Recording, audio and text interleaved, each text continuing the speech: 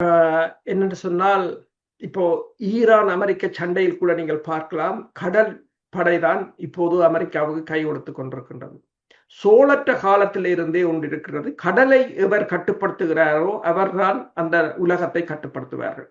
எனவேதான் அமெரிக்கா கிட்டத்தட்ட 11 விமானம் தாங்கி கப்பல்களை கட்டி அமைத்திருந்தது. ஒரு விமானம் தாங்கி கப்பல் கிட்டத்தட்ட 11 தொடக்கம் 13 பில்லியன் டாலர்கள் பெறுமதியான விமானம் தாங்கி கப்பல்.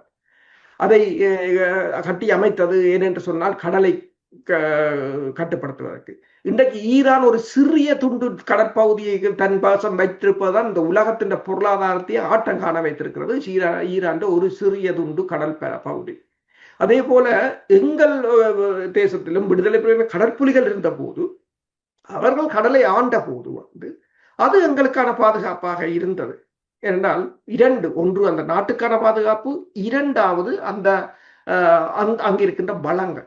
ஏனென்று சொன்னால் எல்லோரும் கூறுவார்கள், உலகத்திலேயே ஆய்வுக்குட்படுத்தப்படாத அதிக பகுதியாக இருப்பது கடல் பகுதி. இன்னும் அதில் பெருமளவான ஆய்வுகள் மேற்கொள்ளப்படவில்லை. அதற்கான வளங்களும் இல்லை.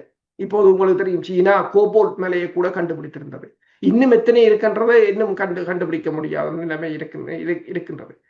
அப்ப இந்த நிலையில் நீங்கள் கேட்டது போல புலம்பெயர் அமைப்புகள் இந்த கடல் தொடர்பான கூட்டங்களை நடத்த வேண்டும். கடல் பகுதியை எங்கள் மக்களின் கடல் வளத்தை வளர்க்க வேண்டும். அங்கிருந்து உற்பத்தி செய்கின்ற அல்லது பிடிக்கின்ற பொருட்களை சந்தைப்படுத்துகிற வாய்ப்புகளை இங்கு வழங்க வேண்டும். அந்த மக்களுக்கு ஒரு பாதுகாப்பான தங்கள், அதாவது இந்திய மீனவர்களிடமிருந்து அவர்களுடைய எல்லையை பாதுகாப்பதற்காக வெளிநாடுகளின் உதவிகளை நாடலாம். இதெல்லாம் செய்வார்கள் என்று நீங்கள் யோசிக்கிறீர்களா? இதுவரை காலமும்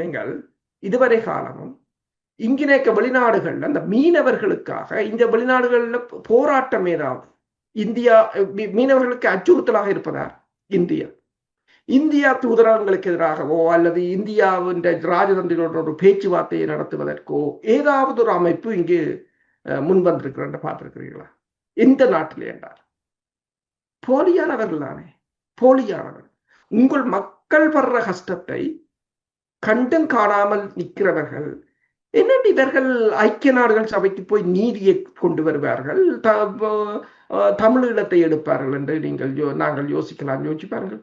இன்று வரையில் ஒன்றும் இல்லை. ஆனால் சரி, நீங்கள் கூறியது போல போனது போகட்டும்.